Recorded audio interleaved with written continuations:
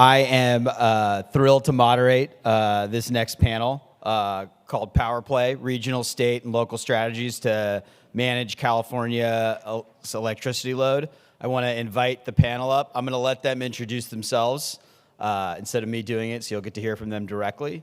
And then I'll sort of set the stage for what we want to talk about here today, and we'll have a nice discussion. All right, so Kendall, let's start with you. We'll each do a minute introduction, and then I think I'll sort of lay out what we want to talk about. Go for it. Okay, hello. Oh, good. Hi, everybody. My name is Kendall Helm, and I am the Chief of Strategy and Sustainability for LADWP. I have been with LADWP since January 6th, so it's been an interesting few months, but I've been with the energy and utilities industry for about 15 years, and then working on the economics of sustainability in both the public and private sectors for my whole career. I know you had asked to talk about our priorities a little bit, and I think Mayor Bass and Commissioner Katz already spoke quite a bit about the city's priorities with regards to rebuilding in the Palisades, enhancing climate resiliency across the business, creating water supply sustainability, as well as our net energy goals.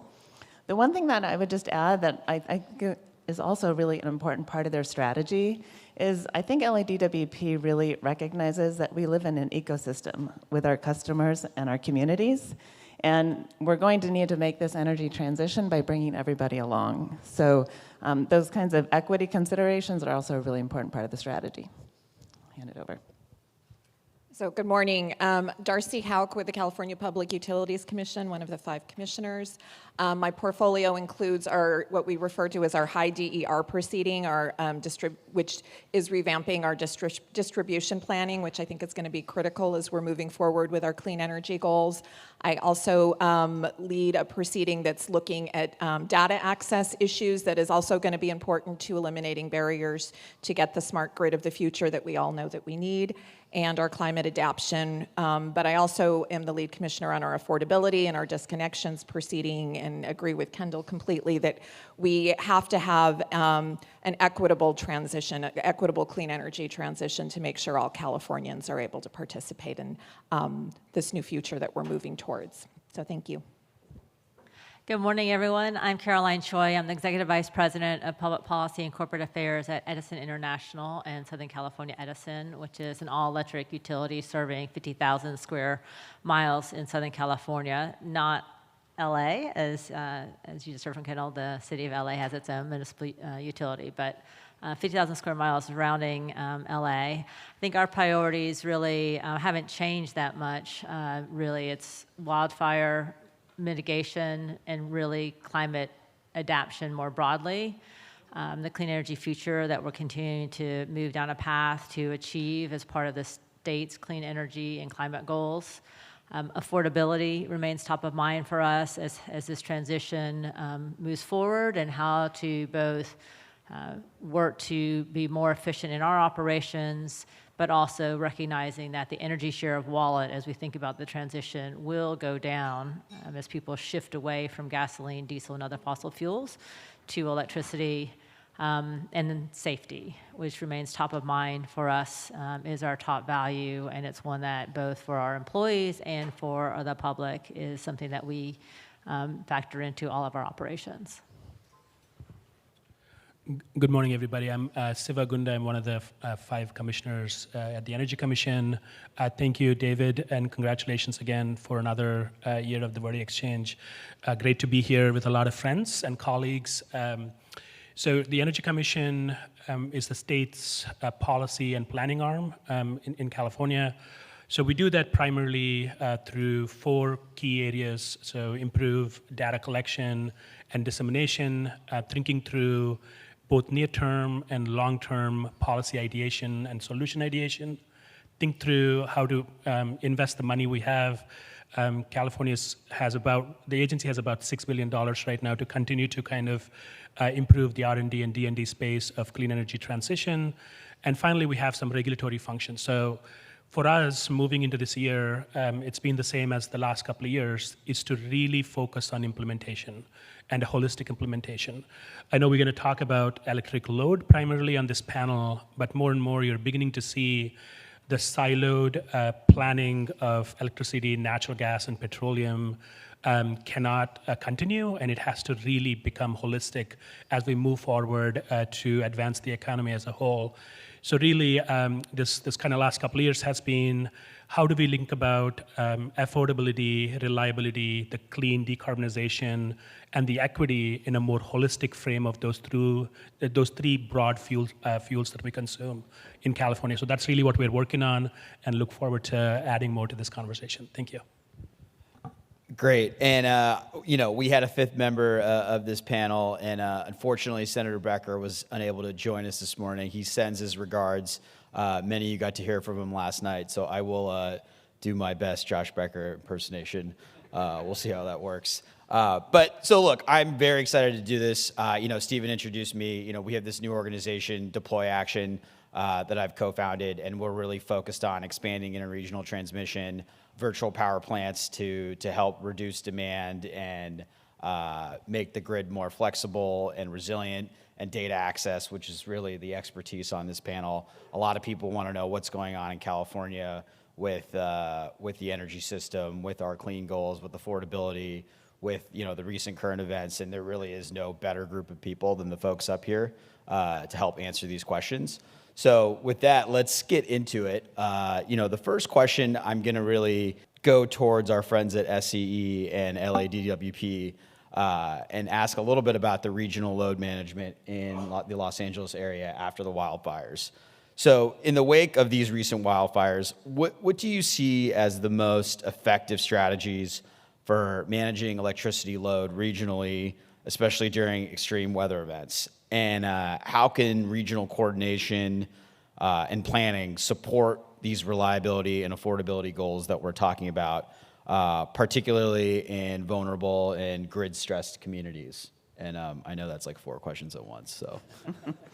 No, it's a great question, though, because it talks about the regional resources in terms of emergencies. And I would say that I always look to nature for lessons on how to handle problems. And nature tells us that resiliency and adaptability depend on having a diversity, right, of resources and strategies, built-in redundancies, and I would say decentralized capacity. And so understanding that principle, having access to regional resources is tremendously important for our resiliency. LADWP has 41 transmission projects and is planning on $5 billion of investment to enhance our access to regional resources. But as you may know, during emergency situations, that's usually when you don't have access to regional resources and your local strategies become much more important. So during the 2024 heat wave, for example, our local in-basin generation provided 60% of energy to meet demand. And during the recent wildfire and wind event, where I would say our local generation was absolutely essential to powering our emergency response. And so while regional resources may not be the key during emergency situations, I do think regional planning and coordination can be. I think that there is a significant amount of work being done, for example, on climate resiliency plans and looking at data and machine learning and how to optimize grids and how to get climate data so that we can plan better. And I think regional coordination enhances that tremendously through more depth and accuracy of data. So I think that's a really important coordination strategy. I also think just developing the new markets that we need to develop. We spoke about hydrogen a little bit earlier, and regional coordination to develop these new resources is important. Caroline, I don't know if you have other things to add. I agree with everything Kendall said. one of the things that's really critical around planning for emergencies is that planning factor, is really both the long-term planning that's so essential and that coordinated planning, which becomes even more important as we think about the future where it's more electric and more resources are reliant on that resource. So no disagreement that we need to make sure that there are those localized generation resources available in California. At the same time, thinking about more broadly as we look towards 2030 and beyond and hitting those climate goals, those resources cannot all be in California, and so that regional planning becomes essential, and transmission and distribution grid construction is vital to achieving those goals. Our Pathway to 2045 white paper notes that we really need to accelerate the pace of investments and activity both at the transmission and distribution levels.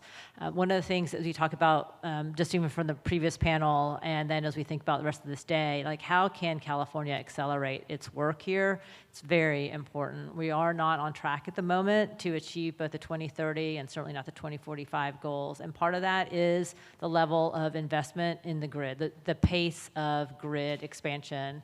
And I just think that's one of the goals that California has to really set for itself, is to speed that activity, make sure that steel is getting into the ground and being utilized at a pace that will support the transition and allow that to occur. And a lot of things go into that, a lot of policy changes and reforms in terms of permitting, siting, and that sort of thing. But that's, I think, when we think about what happens in emergency, that level of coordination becomes super critical. We have great systems already in place as an industry to allow that to happen, mutual assistance and that sort of thing that really happens very quickly in emergency and worked very well in January with both the windstorms and the wildfires. I think all those things will continue, and then just as we think about trying to make sure that we're able to achieve the goals while being able to be responsive in an emergency, it's that level of coordination and, again, that level of investment that has to occur at a pace that hasn't happened traditionally, and it really needs to start happening in California for us to achieve our goals and also to assure that reliable grid is available in times of emergency. Anything to add from the commissioners? Yeah. I do have a follow-up, but I want you guys to... I think just to add in on, I think excellent comments by both Carolyn and Kendall, and I think the only thing I first want to say is thank you for all the hard work that SCEs and LAWP has been doing with the fires, and really the heart goes out for the disaster and just the work that you're doing and your communities are doing. So I want to add a couple of pieces, teeing off of what Carolyn said. I think there's a few things we need to think through in terms of both system planning and implementation. So 30,000 foot level, as we move towards this decarbonization goals in California, we're talking about a tremendous amount of new build-out in California. And when we talk about that build-out, it's anywhere from 150 gigs to 250 gigs of new generation that has to come on in California, depending on the geographical mix and the resource mix, and how much demand flexibility we have and what kind of demand shows up. So when we talk about this amount of build-out, everything's on the table, right? So you have to think about demand-side solutions and supply-side solutions carefully. So that's kind of one. Second, as we move forward, I think what just happened in LA, but what's been happening across the West and across the nation is these extreme climate events, whether they're fires, droughts, or heat, is going to continue to happen. And I think one of the principal premises and frameworks that we need to think about is how can we make the grid interconnectedness and smooth transition to be larger than any one single climate event. So if the climate event is going to be geographically in the West, can we take care of areas and bring the grid together in a way that the grid is larger than the extreme event footprint? I think that's an important element. Third, whether we plan it system, whether we plan it local, and whether we're planning it flexibility, right? All three are important. So as you have system-level planning, we can come up with system-level resource needs, but then those system-level resource needs are constrained with the transmission that we have. And hence the local reliability and local planning becomes just as important. And as you think about those two things, the bridge is, do we have the necessary ramping resources to bridge the intermittency of the renewable resources? So you have to think about, again, my mantra for the last couple of years has been holistic. How do you bring that together to make sure there is local resiliency? Yeah, I just want to add, first also, yes, my heart goes out to everyone that lost a home or a business in the fires, and I really want to commend the local, state, and federal public servants that have stepped up on the recovery efforts and the utilities for all of their efforts in expediting the recovery efforts on this. I also want to note that, as we all know, California has seen several devastating wildfires in the last several years. We know climate change is happening, and it's making these events much more damaging to communities. And I want to just note that California has been leading the effort with AB 1054, other legislation to look at wildfire mitigation plans, safety certificates, the wildfire fund, and securitization options for utilities that are all really important. As we talk about, the utilities mentioned the need for investing in the grid. And so those tools are going to be really important as we're trying to also address affordability issues. And innovation is going to be absolutely critical. Technology is making a huge difference here as we're looking at segmenting the grid and making sure that we have resources available locally and being able to ensure safety. Also, just looking at building codes is going to be important as we go forward in lessons learned. So I just want to say that this is a multi-pronged effort, and it's going to require coordination on our climate adaptation and wildfire mitigation plans with our long-term distribution grid planning to ensure that we have a reliable grid both locally and regionally.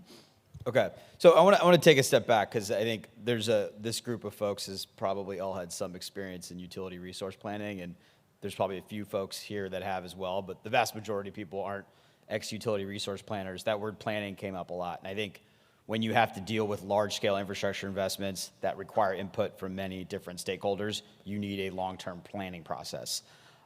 I guess my more specific question is, and this isn't necessarily wildfire related, even though that's sort of front of mind to everyone here, is when it comes to figuring out how to build a resilient energy system, outside of the process, I think, which all you're talking about, like a lot of us want to know, like, what's the answer? And I know there's no one answer, but is it more storage that's readily available, so there's power that's ready in cases where there's emergency? Is it undergrounding transmission lines, which has pros and cons? Is it more power safety shutoffs? Like how do we deal with the situation in front of us? I know it's an easy question. I would just say, I think the mistake is to think there's a single answer. I think everybody would probably agree it's all of the above. And I think the regional kind of planning and coordination, for example, being able to think about what are our projections for climate across a region and where emergencies are going to take place, how we bring in that data to help each of the individual markets and communities make decisions, that's a humongous resource. But I also think that the local knowledge can't be, the importance of local knowledge can't be misstated. I mean, it's understanding the specific region and where is energy storage going to work? Where is undergrounding work? Undergrounding is not the best answer in every single situation. It is in certain situations. So having that local knowledge, I think, is very important. I think the coordination also is really key in terms of, so I'll just give you an example. Altadena, a lot of the homes that were destroyed are on septic systems. And so is this an opportunity to shift those homes to county sewer? And if you're going to do county sewer, then should we get in the same trench? Because we could be undergrounding in those areas. They could be putting in the water system in those areas. We could put the telecom. I mean, so that's just an example of like how coordinated planning and coordinating response, in this case into an emergency or to a disaster, could be more effective or more efficient as you think about the rebuild. So that's in response to emergency, but you could do the same as you think about going forward and preparing for resilience as we put together both our targeted underground plans. How does that align with both county and city planning and their infrastructure plans? How does it align with new development? So all these things, if we can get our plans together more easily, and that's where technology, I think, is going to be really critical. It can make that so much easier and so much faster than any individuals can do. I think that's going to be a real key for us as we think about going forward and doing it at a speed at which the public really wants to see new homes built, not just after disaster, but we know the housing situation in both LA County as well as in the state. And so how do we speed construction of all things, both infrastructure that we see needed to meet the clean energy future, housing because of the housing shortages in the state, those types of things. Technology that can speed that planning and coordination will be really critical. Anything else? We got more agenda to cover, so you go for it. Yeah, I just wanted to reemphasize that California has been an innovation leader, not just nationally but globally, and that technology has made a difference, and we've seen it, and it's going to continue to make a difference. And also, just wanted to note that California is also working with states across the West in looking at lessons learned and being able to provide information about what we're doing here in California regarding resiliency and reliability in the face of what we're seeing with climate impacts, particularly wildfires, as we know this is not just a California or a West or a national, but a global issue. Great. So thank you for entertaining my follow-up. So the next two questions, I want to get back to more state level, regional level, and this is really talking about like how do we manage the electricity load in the state. So taking a step back, like when we're thinking about the next 10 years, unlike the previous 2 or 3 decades, we are going to see unprecedented demand growth. And a lot of these problems we're having right now are naturally occurring from that, in that this is an industry that for 20 years, like there was no growth on the demand side. So we were used to a certain way of life. And, whether it's, EVs on the grid, whether it's AI, that won't be the case. So we need to address this future demand growth. And I think it's the issue that everyone is struggling with all across the world. I was in New Zealand last month, and, the energy minister hosts a conference, and they're having the exact same problem. They're like, well, we have hydro. Sometimes it's intermittent if it's a bad year due to climate. What do we do? And so this problem is not California specific, but I do think we are furthest along to be able to solve it. So with that as sort of a background, I want to talk a little bit about a couple things that are coming up that have been in conversation for a long time, and get the opinions of the group on this panel. The first one being the Pathways Initiative. This is a proposal led by the Western utilities and grid operators that would create a new independent organization to oversee the energy imbalance market, and I'm hoping one of you can explain that to the folks, what we mean by energy imbalance market, and extended day-ahead market, with the goal of better coordinating electricity flows across the West. And the question really is how can this regional market governance help California manage its growing electricity demand? And to the folks here that are not everyday energy folks, like there's a key differentiator here. There's generation, and then there's capacity. And I think in California, we have been so successful on the clean generation side, and it's due to the folks here and a lot of the folks in the room. And we're sort of struggling with the capacity side of like when we absolutely need power in those really hot days and in those weather event days and in those peak hours, like where does it come from? So, the Pathways Initiative is one very bold proposal that I think has a lot of support. So I'll start with Siva here, if you want to describe what's going on, why you think this is sort of beneficial to us meeting these goals that we're talking about and being able to manage our load. And then I'll go to Darcie from there. Yeah, thank you. So just kind of trying to frame the conversation. When we talk about Western markets, we have about 11 states and provinces in the West under WEC, which are all interconnected and together. So the problem statement that we want to think through is how can you have the generation that's available in the West as a whole is available to the demand in the West as a whole in a seamless fashion. So what markets do, or in terms of electric grid specifically, when we talk about whether it's energy imbalance market, whether we're talking about a day-ahead market, fundamentally the market's overall premise is to not necessarily build new resources, but optimize the resources in a way that there's cost effectiveness and reliability. That's the premise. So over the last in a decade, we've seen incredible amount of resource additions, and I would say, as Chair Houck mentioned earlier in the panel, Just in California, we've gotten about 28 gigs of new generation that's come online over the last 6 years. We're right now about 100 gigs of resources. About 40 of that is gas, natural gas, and the rest of it is intermittent, whether it's solar, whether it's wind, or about 13 gigs of storage.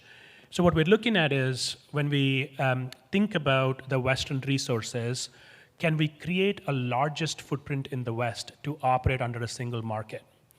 So the last decade, we've seen innovations of the market moving into what we call an EIM, or energy imbalance market, where people are essentially planning for their own resources, but in the real time, they're trying to say, okay, I have a little bit of need here and a little bit of need there. How can we create a market to share in that real time?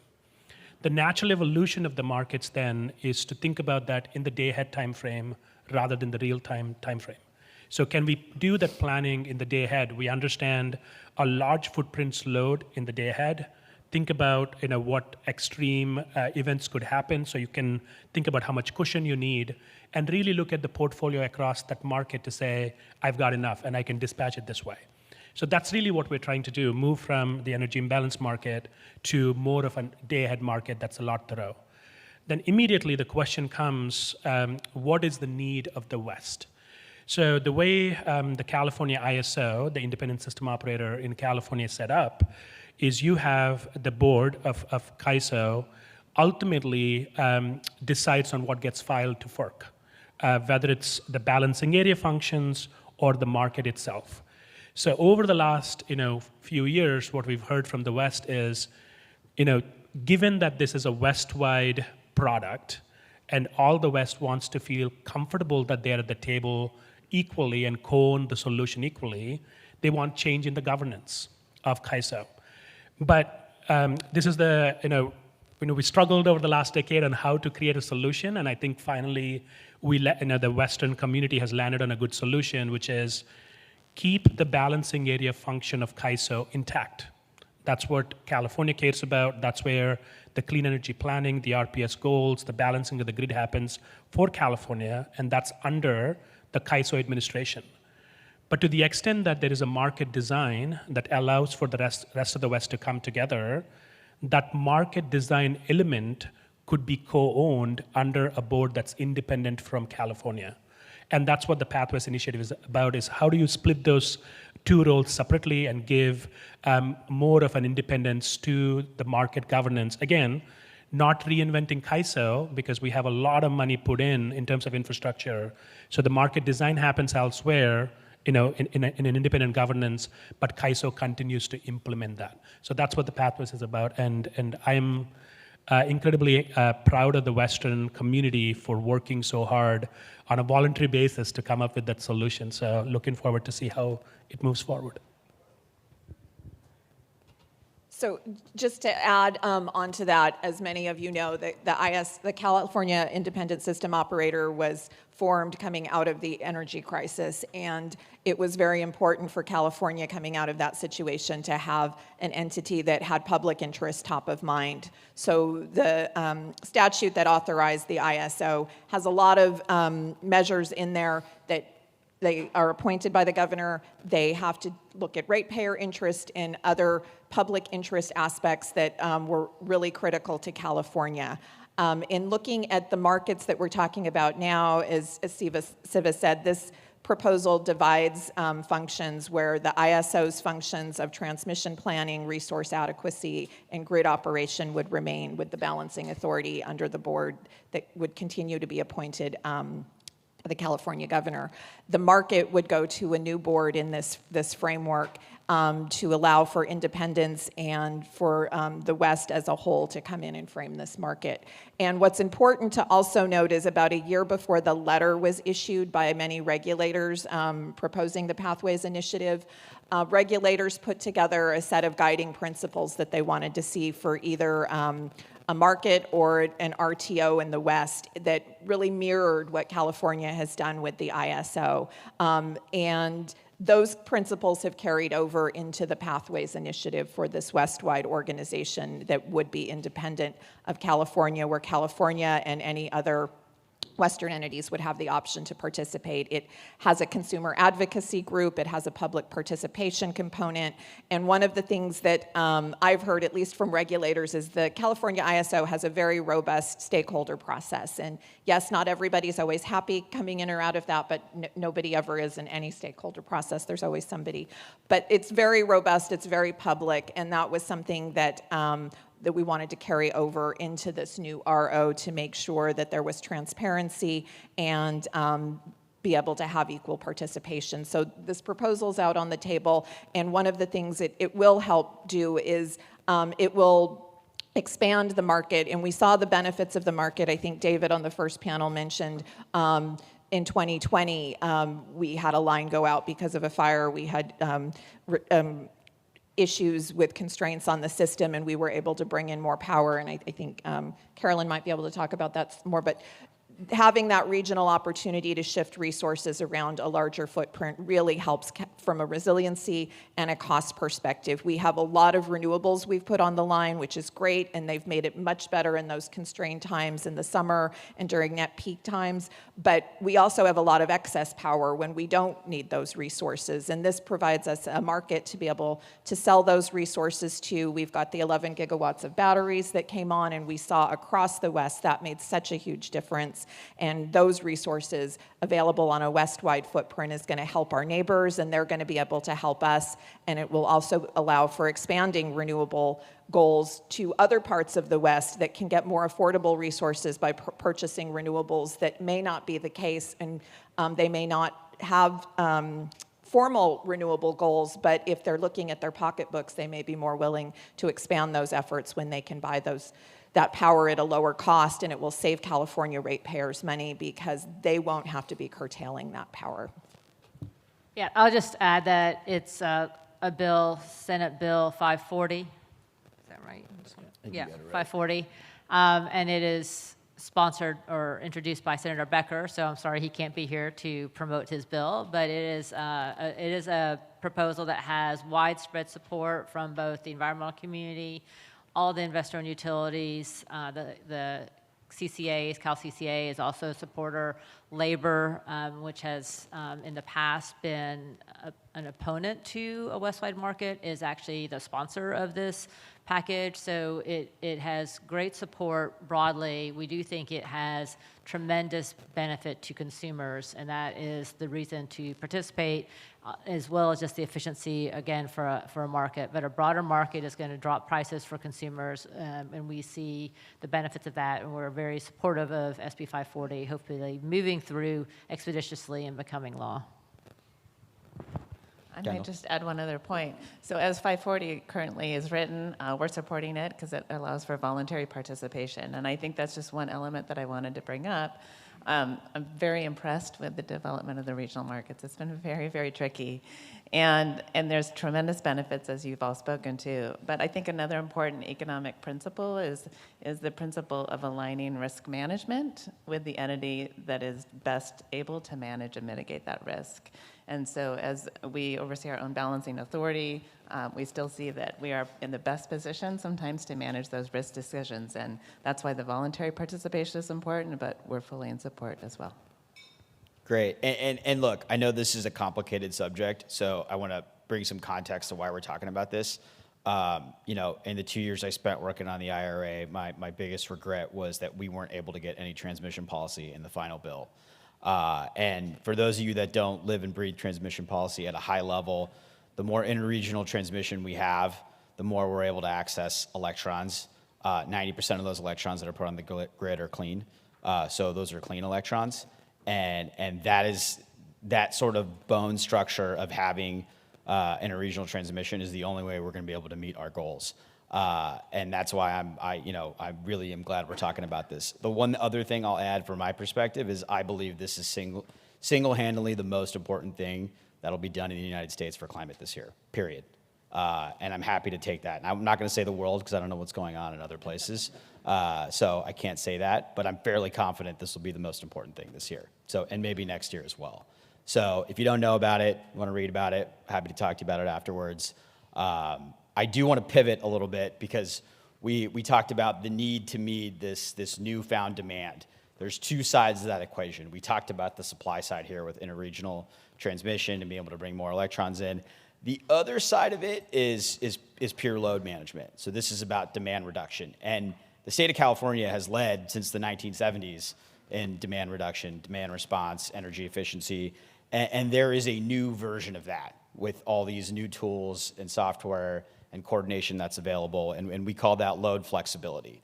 So there's a CEC mandate that's already been put in place. So I would love to hear from Siva a little bit about the load flexibility mandate with the CEC, and then a little bit from Darcie on the data access side, which are not the exact same thing, but there is a relationship between the two. And then from, demand management is a piece at every utility. So I think this is something we can wrap the conversation up with. So.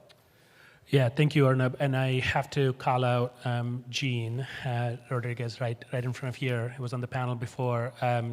My entrance into energy efficiency and the demand side management was directly from him. He was my mentor.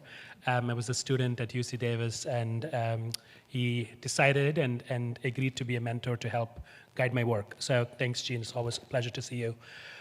So let's just kind of frame the demand flexibility conversation within the context of the broader resource planning. So I think I'll take a minute here to set the stage. When we think about resource planning, again, the paradigm can always be improved, but 30,000-foot level, we begin with demand forecasting. We say, what does the demand look like in the next several years, typically 10 to 15 years? And then what we do after we come up with the number of electrons we need is we bake in what is called demand modifying. So we say, how much of that load could be met with behind-the-meter solar? How much can that be met with storage, behind-the-meter storage, or demand flexibility? So that's the first thing we do. So within that context, just at a very high level, the overall demand in terms of energy is going to significantly increase over the next 15 to 20 years. Based on where we're talking about doubling or even tripling the energy demand. Again, there's a lot of uncertainty there coming from how much hydrogen we're going to have on the system, electrolytic hydrogen, how much data centers are we going to have, and the rate of electrification. So that's the first thing. How do you think about the demand, and how much do we bake in as a demand modifier? So that is called demand flexibility, the first part. Second is aggregation of devices, and think about how much can I integrate into the marketplace. That is called supply side DR. And the third bucket of demand response is what is called the emergency DR. You're going to call at the very end an emergency event beyond the planning regime, and they're going to drop a huge amount of megawatts. So again, three places for demand flexibility to play: demand modifying through the rates and automation, thinking about the supply stack and how DR can be a part of that, and finally in the emergency resources. So when we look at the increasing load, one of the statistics I like to throw out there is by 2030, California will have about 6 million electric vehicles, and that's about 60 gigs of load on the wheels.